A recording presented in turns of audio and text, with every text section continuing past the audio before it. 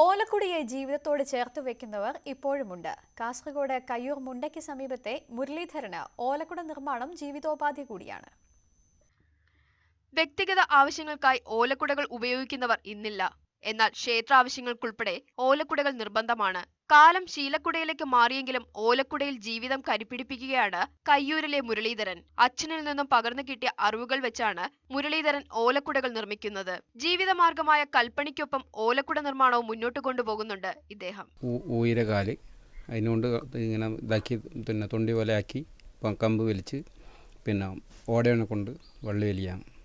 Full ചുറ്റും ഓല അതിൻ്റെ പോള എടുത്തിട്ട് ഫുള്ള് ചുറ്റ് വെച്ച് ഇതിന് ഉപയോഗിക്കുന്നത് നൂലാണ്.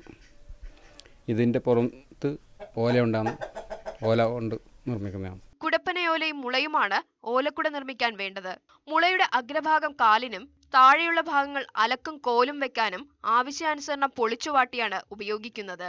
മറക്കുട, കന്യാക്കുട, മംഗലക്കുട, വേളിക്കുട, കന്നിക്കുട, കുണ്ടൻകുട, തൊപ്പിക്കുട, ചിത്രക്കുട, ആചാരക്കുട എന്നിങ്ങനെ പോകുന്നു മുരളീധരൻ നിർമ്മിക്കുന്ന ഓലക്കുടകളുടെ പേരുകൾ. ഇപ്പോൾ കൂടുതലായും ഇദ്ദേഹം നിർമ്മിക്കുന്നത് ക്ഷേത്രങ്ങളിൽ ഉപയോഗിക്കുന്ന ചിത്രക്കുടയും ആചാരക്കുടകളുമാണ്.